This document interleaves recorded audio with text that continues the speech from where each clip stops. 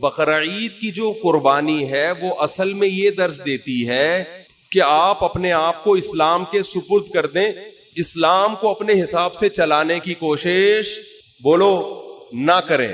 رسول اللہ صلی اللہ علیہ وسلم سے جب پوچھا گیا کہ قربانی کیا ہے تو آپ نے کیا فرمایا؟ سنت ابیکم ابراہیم, تمہارے باپ ابراہیم کی بولو سنت. کیا مطلب؟ اس حدیث میں بہت ساری باتیں چھپی ہوئی ہیں, بہت ساری علم و حکمت کی باتیں. دیکھو دنیا میں اس سے بڑا کوئی ظلم نہیں ہو سکتا کہ ایک انسانی جان کو قتل کیا جائے. ہو سکتا ہے؟ بولنا پڑے گا آپ لوگوں کو, ہے بھائی. کسی انسانی بلکہ کسی بے گناہ جان کو قتل کیا جائے, چاہے وہ جانور ہی ہو, انسان تو دور کی بات. بلا وجہ کسی جانور کو قتل کرنا بھی, بھائی پھر ویڈیو بنا رہے ہیں, ہلو بھائی ویڈیو نہیں بنائے. بلا وجہ کسی انسانی جان کو قتل کرنا ساری دنیا میں غلط سمجھا جاتا ہے, اور اسلام میں بھی کیا یہ عمل حرام ہے. کسی بھی جان کو, وہ جان اگر انسان کی ہو تو یہ جرم اور زیادہ بولو بڑھ جاتا ہے. نمبر 3, وہ جان اگر مسلمان کی ہو, کلمہ گو کی ہو, تو یہ جرم اور بھی زیادہ بولتے کیوں نہیں یار بڑھ جاتا. مسلمان کا قتل کرنا اور بڑا جرم ہے. وہ جان اگر کسی رشتہ دار کی ہو تو اس کا جرم اور زیادہ بڑھ جاتا ہے. رشتہ دار کو قتل کرنا کسی غیر کو قتل کرنے سے زیادہ بڑا جرم ہے. رشتہ داروں میں سب سے مضبوط رشتہ اولاد کا ہوتا ہے. اس کی دلیل یہ ہے کہ آپ کے مرتے ہی سب سے زیادہ وراثت کس کو ملتی ہے؟ اولاد کو. اس لیے اسلام نے سب سے گہرا رشتہ کس کا مانا ہے؟ اولاد کا. تو اولاد کو قتل کرنا قتل کی نوعیت میں اور بھی بڑا جرم. کیا خیال ہے بھائی؟ تو باپ کو حکم دیا جا رہا. اچھا چھٹی بات, اولاد بھی ایسی جو بے قصور ہو. بعض دفعہ اولاد نے کچھ ایسے کام کیے ہوتے ہیں آدمی غصے میں آ کے مار دیتا ہے اس کو, وہ بھی غلط کرتا ہے, قتل تو پھر بھی جائز نہیں ہے.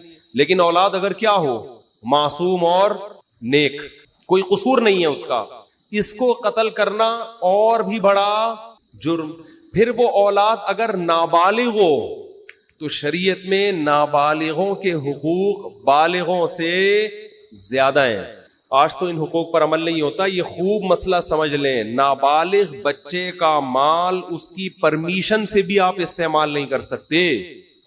نابالغ بچہ صدقہ کرے گا تو شریعت میں وہ کالعدم ہے, کیونکہ اس کو یہ حق نہیں ہے کہ اپنا مال کسی کو دے دے. وہ ابھی نہ سمجھے, شریعت نے اس کے تصرفات اور اس کے اس قسم کے افعال کو کالعدم قرار دیا ہے.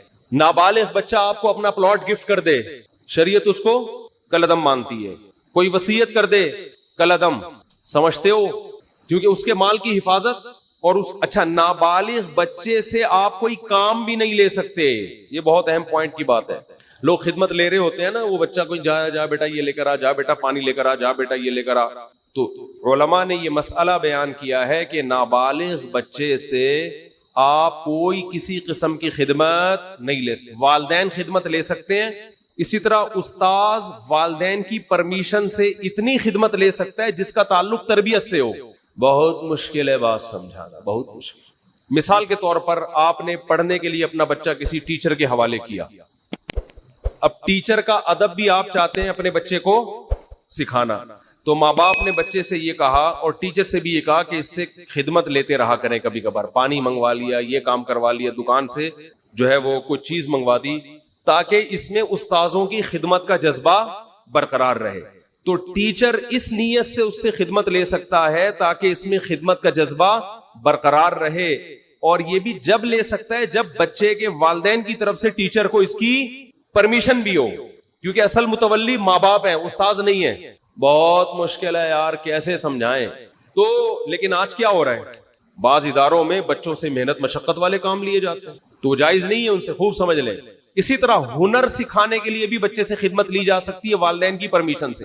ماں باپ اپنے بچے کو میکینک بنانا چاہتے ہیں تو شو روم میں لے جا کے وہ جو ورک شاپ میں بٹھا دیا, تو وہاں جو بھی استاذ ہے اس سے کہا کہ بھئی اس سے پلک پانا وغیرہ کھلواؤ تاکہ اس کو یہ کام آئے. تو ہنر سکھانے کی نیت سے بھی ٹیچر استاذ وہ نابالغ بچے سے خدمت لے سکتا ہے. کس کی پرمیشن سے؟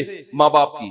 مگر اس میں بھی یہ ہے کہ یعنی زیادہ محنت مشقت والے کام اس صورت میں بھی جائز نہیں ہے کہ جس سے وہ تنگ آنا شروع ہو جائے. سمجھتے ہو؟ یہاں ایک مدرسہ ہے، مجھے نہیں یاد پڑتا کہ میں کبھی کسی بچے سے میں نے پانی بھی منگوایا ہو، مجھے نہیں یاد پڑتا. تو یہ اصول ہے، خوب سمجھ لیں. تو اس سے پتہ چلتا ہے کہ نابالغ کے حقوق اسلام میں بالغوں سے زیادہ ہیں. ٹھیک ہے، تو اس کا قتل کرنا تو اور بڑا جرم ہوگا نا. تو ابراہیم علیہ السلام کو اللہ تعالی حکم دے رہے ہیں کہ آپ قتل کریں ایک جان کا، اور وہ جان بھی انسانی جان، اور انسانی جان بھی معصوم بے گناہ، اور معصوم بھی آپ کا رشتہ دار، اور رشتہ دار بھی وہ جو سب سے قریبی، اور نابالغ بھی جس کے حقوق بالغوں سے زیادہ ہیں. اور مزید ایک بات یہ کہ وہ بچہ جو آپ کو آپ کی قربانیوں کے صلے میں بطور گفٹ ملا تھا. نہیں آ رہی بات؟ ابراہیم علیہ السلام نے جب اللہ کے لیے قربانیاں دی ہیں نا، تو اس کے گفٹ میں اللہ نے کیا دیے؟ اسماعیل. تو یہ تو اور زیادہ عجیب سی، یہ تو یعنی اللاجیکل بات بھی ہو گئی کہ معاذ اللہ نقل کفر ایک بہت بڑا جرم بھی کروایا جا رہا ہے، قتل انسانی کا، اور اللاجیکل کام بھی کروایا جا رہا ہے. اس لیے کہ جو چیز بطور گفٹ کے دی جاتی ہے وہ کبھی واپس نہیں لی جاتی. وہ طبعی عمر کو پہنچنے کے بعد انتقال کر جائے تو وہ تو سب نہیں مرنا ہے. ابراہیم علیہ السلام کہہ سکتے تھے اللہ تو نے تو میری قربانیوں کے صلے میں مجھے یہ بیٹا دیا تھا، تو دیا کیوں تھا جب تو نے اس عمر میں لینا تھا اور میرے ہی ہاتھوں ذبح کروانا تھا اس کو؟ کوئی لاجک سمجھ میں آتی ہے؟ آپ لوگ کی سمجھ میں آ رہی ہے میرا خیال ہے، تو بول لو نہیں آتی سمجھ. کوئی آتی ہے سمجھ میں لاجک اس کی؟ بالکل اللاجیکل کام، بالکل اللاجیکل کام. لیکن ابراہیم علیہ السلام نے فوراً حکم کی تعمیل کے لیے تیار ہو. کیوں؟ اس لیے کہ اللہ جب کسی بات کا حکم دے دے تو وہ اللاجیکل بھی کیا بن جاتا ہے؟ بولو. یہ چیز آج لبرل لوگوں کی کھوپڑی شریف میں بیٹھ نہیں رہی ہے. یہ ہر چیز میں پوچھتے ہیں کیوں، وائی، اس میں کیا ہے، کھڑے ہو کر پانی پینا کیوں، بیٹھ کے پیوں. میں وہ ان سے جب بھی کوئی پوچھے نا اسلام میں بیٹھ کر پانی پینا کیوں افضل ہے، کھڑے ہو کر بھی جائز ہے، افضل ہے بیٹھ کے پیو. اسے بولو کپڑے کیوں پہنے ہوئے ہیں، کیوں کا جواب دیکھو. جب بھی کوئی گمراہ آدمی کیوں کرے نا، سوال پوچھے، تو جواب دینے کے بجائے اس سے سوالات پوچھنا شروع کر دو کہ تیرے اوپر پہلے 10 سوال ہیں تو اس کا جواب دے. ہمیشہ ہر باطل کی عادت ہوتی ہے وہ آپ کو سوالات میں الجھائے. آپ اسی سے پوچھو کہ اور بہت سارے کیوں ایسے جن کا تمہارے باپ کے پاس بھی، اب تو باپ کا لفظ اب چلے گا جس کا تمہارے باپ کے پاس بھی کوئی جواب نہیں ہے. یہ جو لبرل لوگ ہم سے پوچھتے ہیں تم لوگ لاکھوں جانور کاٹ دیتے ہو، معصوم جانور، قربانی کے دنوں میں ظلم ہے جانوروں پر، تو بجائے ان کے جواب دینے کے آپ ان سے پوچھا کرو تم ایک مرغی بھی کیوں کاٹتے ہو؟ جو میکڈونلڈ میں اتنی لاکھوں مرغیاں کٹ کے برگر میں آتی ہیں، یہ کس بیس پر کاٹ رہے ہو؟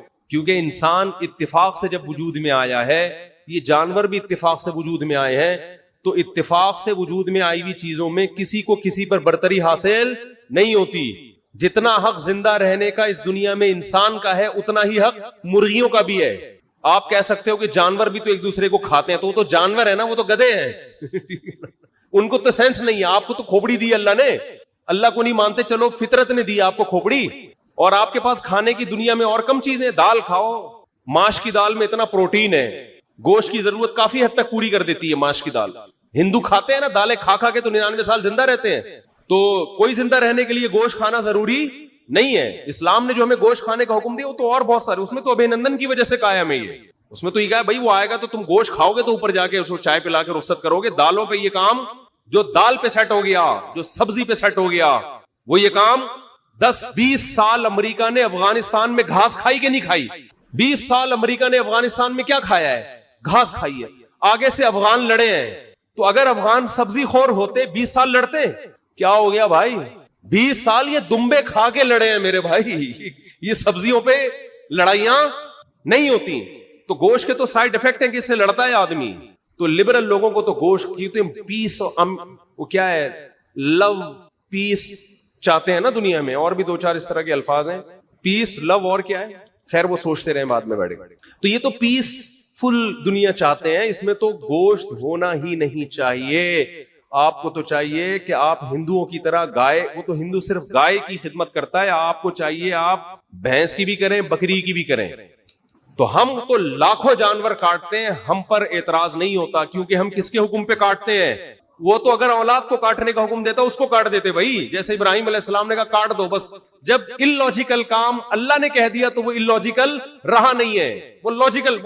سراپا لوجک سے بھرا ہوا کام ہے وہ. خدا ہے بھائی, ہم تو خدا کے غلام ہیں, ہمیں پیدا. اگر اللہ ابراہیم علیہ السلام کو حکم دیتا اسماعیل کو کاٹو, وہ نہیں کاٹتے, اللہ ویسے ہی بھی تو اٹھا سکتا تھا نا.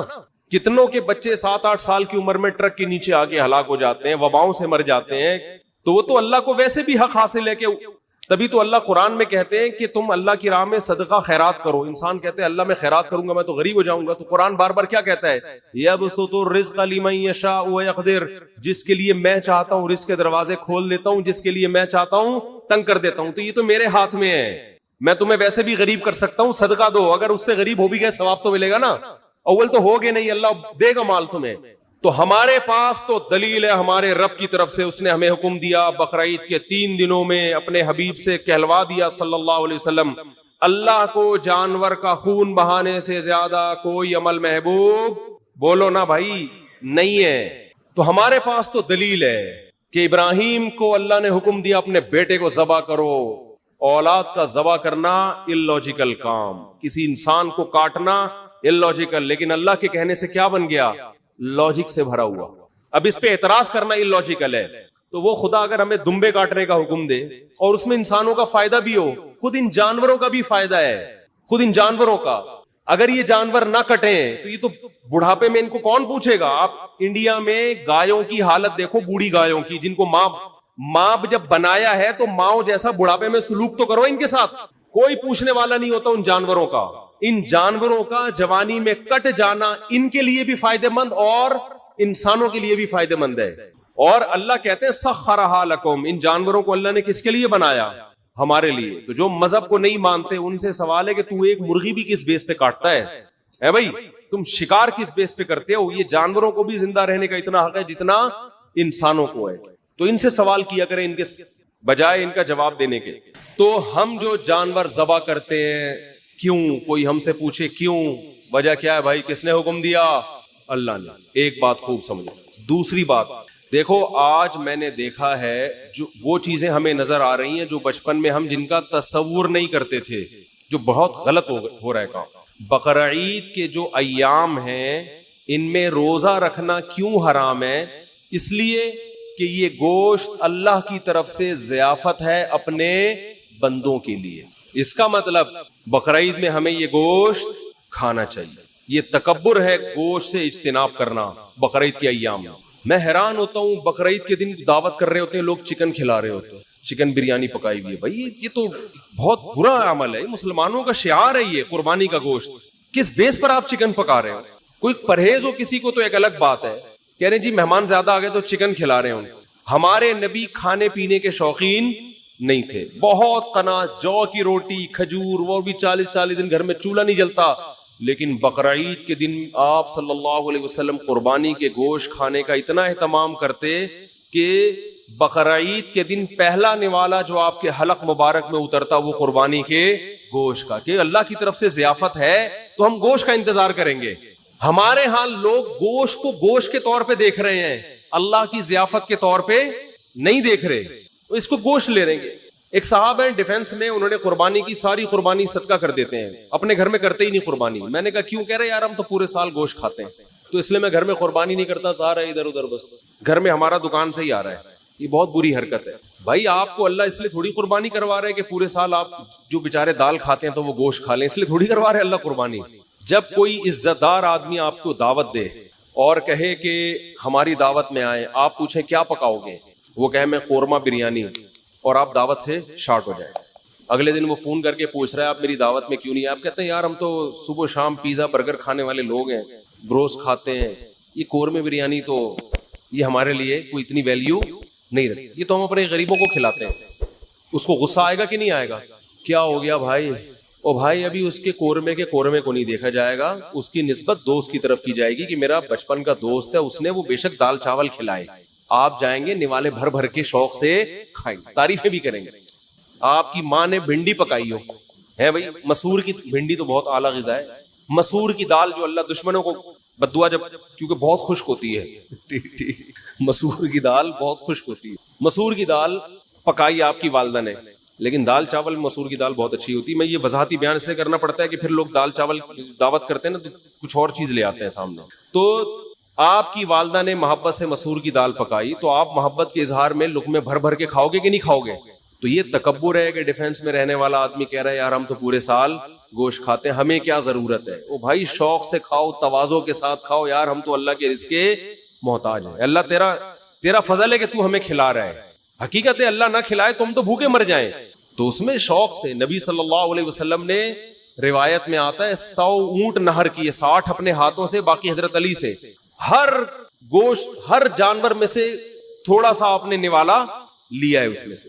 تو اس لیے اس میں تکبر بھی ٹھیک نہیں ہے کہ ہمیں کیا ضرورت ہے، ساری قربانیاں ادھر کر دی، بھائی کچھ نہ کچھ گوشت رکھو، اور کنجوسی بھی ٹھیک نہیں ہے۔ بعض لوگ اللہ کی ضیافت کو جو قبول کرتے ہیں تو اگلے سال بقرعید تک وہ ضیافت ہی چلتی رہتی ہے ان کی۔ محرم کے حلیم کس سے پکڑے ہیں؟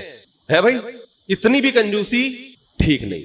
وہ ایک چٹکلا ہے نا اس پہ، ایک آدمی کو خواب آیا، بقرعید کے 6 مہینے بعد خواب آیا کہ اس کا بکرا جنت میں ٹہل رہا ہے، ایک ٹانگ نہیں ہے، ایک ران نہیں ہے۔ اس نے پوچھا فرشتوں سے یہ کون ہے بھائی؟ اس نے کہا یہ تمہارا بکرا جو تم نے ذبح کیا تھا جنت میں۔ اس کا ٹانگ کہا، کہہ رہا وہ ابھی تک فریزر میں پڑی ہوئی ہے وہ ابھی تک تمہارے، وہ جب پہنچے گی تو لگا دیں گے یہاں پہ، سمجھ رہے ہیں؟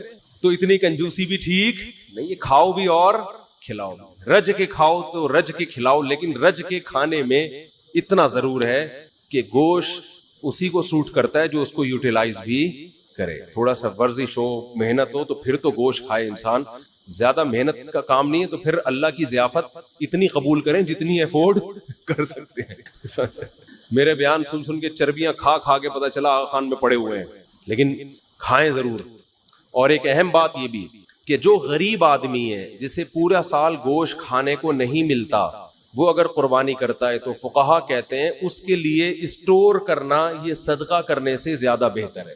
سمجھتے ہو ایسے غریب بھی ہیں جو بیچارے پورے سال گوشت نہیں ملتا، ان کے بچے ہیں، فیملی ہے، تو اس کے لیے اسٹور کرنا یہ صدقہ کرنے سے زیادہ بہتر ہے، کیونکہ اپنے بچوں کا حق دوسرے کے بچوں سے پہلے۔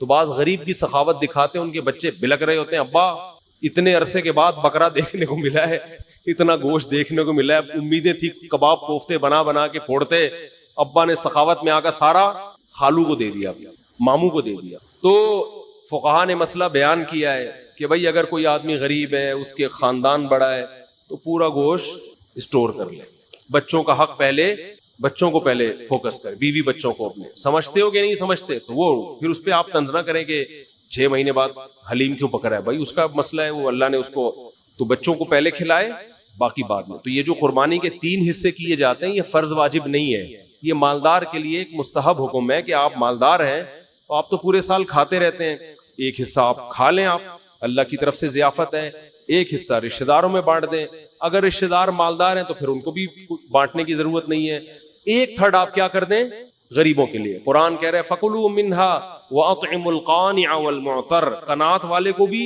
اور جو دیکھنے سے مسکین لگ رہا ہو، یعنی اتنا مسکین ہو کہ اس کی غربت کے آثار اس کے چہرے پہ ظاہر ہو جائیں، صحت سے پتہ چل رہا ہے کہ بیچارے کو گوشت کھانے کو نہیں ملا، تو غریبوں کو بھی کھلاؤ، خود بھی کھاؤ۔ تو جو غریب ہے وہ سارا کھا لے، جو مالدار ہے وہ 1/3 صدقہ کرے۔